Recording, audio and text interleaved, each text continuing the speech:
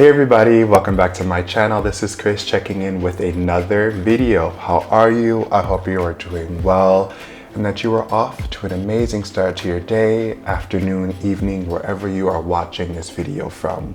Welcome to my channel. For those who don't know me, my name is Chris Murphy and I've recently graduated from Georgetown University, and that's exactly what this video is about, guys. How to be successful and best prepare for the culture, the life, the vibe of the city, Washington, D.C. specifically, and your foreign service career. So I actually graduated from the Asian Studies program in the Georgetown University's Walsh School of Foreign Service. It is one of the best programs, if not the best in the country or perhaps the world, to study Asia affairs or prepare for a career in international affairs, or more specifically, join the foreign service. This video is also useful for you if you're just honestly moving to a new city and just wanting to learn how to make best use of your resources while you more or less root yourself in an institution and build your world around it. And I am going to share my personal experience and be very transparent. So guys, if you're interested in videos like this, please consider commenting, liking, and subscribing, and let's get started with the first point. Okay guys, so the first point that I have here is the pulse of the city. You have to explore the rhythm, culture, and soul of Washington, D.C. When I tell you, every person I walk past and having a conversation with is highly intellectual, very smart, very capable, has this goal, wants to change the world in some way, shape, or form. It's honestly remarkable.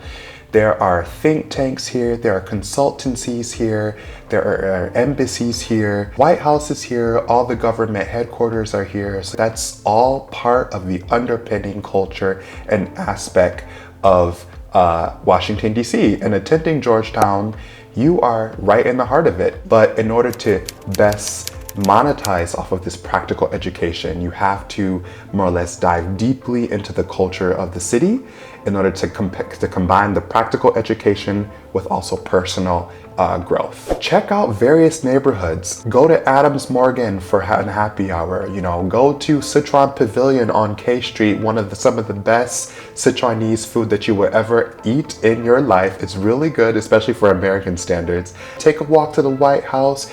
Go see the monuments at night, for example. Really immerse yourself. Get out there and discover the city. I didn't do this. I made Georgetown everything for me. I wasn't going out. I wasn't exploring different neighborhoods. I wasn't really, networking, etc. Now that I have free time and I'm graduating, I'll go downtown and I'm like, my goodness, I walked past this coffee shop 10 trillion times and I didn't even give myself the grace to look at it. Don't be like me, okay? Really strike a balance between your professional growth and your personal growth. Get out there, even if you don't feel like it. Georgetown, especially the School of Foreign Service, with how rigorous the program is gonna make you feel like all you can do is read, read, read. I'm talking 80-hour weeks, folks. I'm not kidding. To get like a 4.0 and get straight A's, like I really needed to put in all the work. However, you're already great, you're at Georgetown, grades are not everything, okay? I wish someone would have told me that. So really get out there, do some discovery, vibe with the soul of the city, and combine that with your professional experience, and it will enhance and enrich your overall experience. The second point that I have here are exploring Georgetown's hidden gems, the more or lesser visited places on campus. We have 2 cemeteries on campus. It's obviously really awkward, to visit a cemetery, but I visited Ireland when I was graduated from high school, and I did some cemetery tourism. That's something that's really interesting. There's also a chapel on campus. Georgetown is a Jesuit school. However, it is very open and receptive to all beliefs and faiths. When I find myself struggling, I take myself out of the School of Foreign Service, go directly into the chapel, and I pray and I connect. The gym, Yates, is amazing. They have a bunch of it's free swimming, fully accessible, fully furnished gym. Come to Georgetown, it's very, very difficult to find cheap food options, okay? Especially if you live far away from the school, kind of like I do. You want to get some cheap food. So there's this Falafel Inc. restaurant that everybody goes to, $5 falafels, 100% good. It's very, very good. I highly recommend it. This is like a down low type of undiscovered. People around here know it, but if you're coming into the city, you probably won't know it until someone tells you. I highly recommend their falafel. It is fabulous. There's also a bunch of meditation spaces on campus. For example, in the Levy Center, you can join clubs. For example, there's like the LGBTQ Student Association, the Black Student Affairs Association.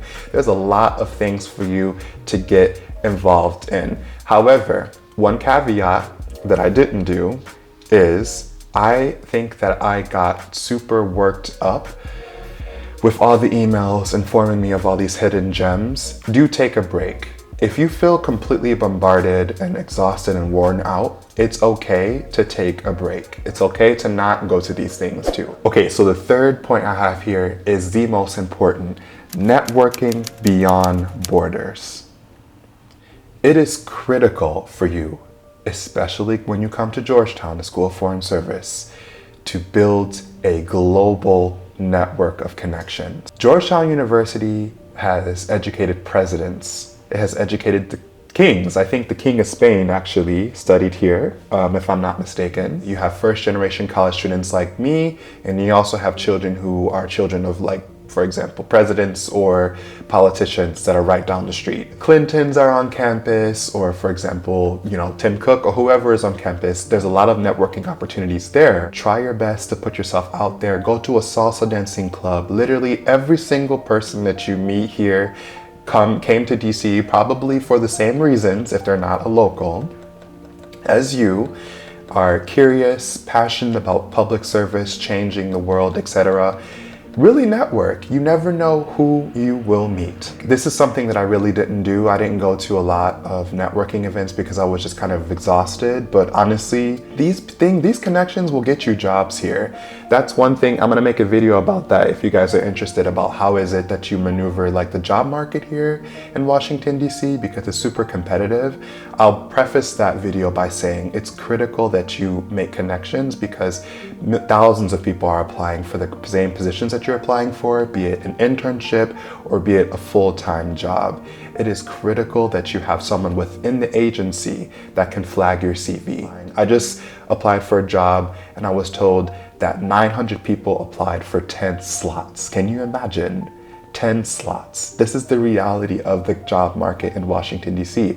It's super duper competitive, and that's why having a global market in terms of your network is critical. Also, be genuine in fostering connections with people. Don't just be the typical person that says, "Hi, how are you? My name is Chris. Yeah, what do you do?" Trying to get a level up. In Chinese, we say 攀高枝, like to climb the tree, okay, to get connections. Really, really be of service, really add value, and let people add value in your lives. And I think those connections will go a long way. And yeah.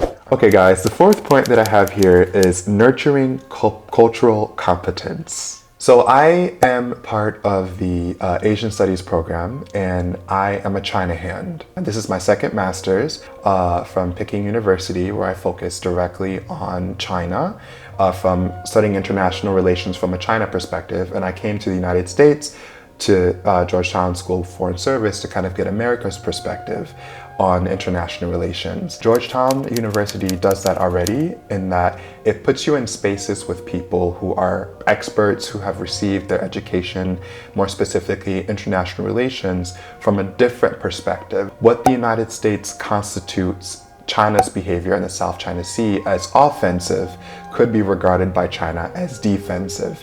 And the people in the classes with you that are going to be engaging in these dialogues, they'll embody the differences, I suppose, the disparities in perception of international relations.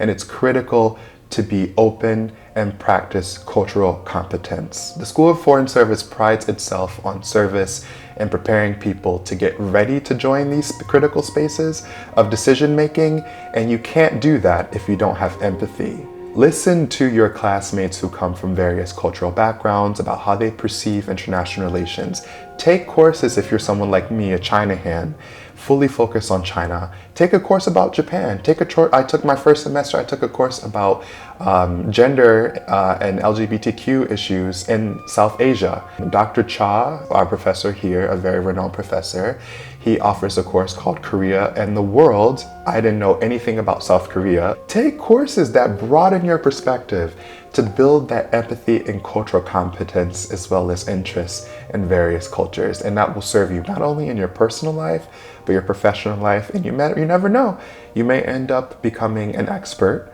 or starting your expert trajectory in an area that you didn't know possible because you put cultural competency and this interest and passion and empathy at the forefront of your thought process. And then my final point, guys, is balancing academics and advocacy. So I will make another video, honestly, about the rigorous academic demands of Georgetown, because I honestly can go on and on and on about that. Oh my gosh, it is a lot of work.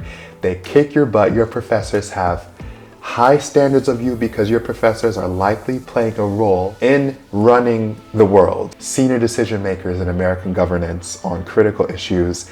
Honestly, it is intense. My advice to you is to balance the intensity with global citizenship. Be active, be proactive, join clubs. And looking back on it now, it would have been better for me to do that, honestly, and build support communities outside of the school and foreign service as well. Come to DC, be enthused, be motivated about changing the world, but also be enthused about giving yourself the space to take a break, to make friends, to disconnect, to not stress out and work 80 hours a week because you have to get a 4.0. You don't have to get a 4.0. That doesn't constitute success. Strike a balance between being a workaholic, I suppose, an advocate, and a global citizen. Okay, so guys, so those are my 5 points. I hope they will be very useful to you. These are all 5 things that I really wish that someone would have sat me down and talked to me about when I came to Georgetown in 2022. Although me working super duper hard has paid dividends, honestly, I really think that I could have afforded myself to strike that balance. So congratulations to you, or welcome. Consider coming to Georgetown, you know. So I hope that you like this video. Tell me your thoughts. Do you have any tips? If you agree or disagree with some of the tips, or if you have any other, suggestions that you could share with the community, please do let me know. This is a space that I'm open to conversation and dialogue. So please comment, like, subscribe, share this video if you care, and I'll see you next week. All right, ciao.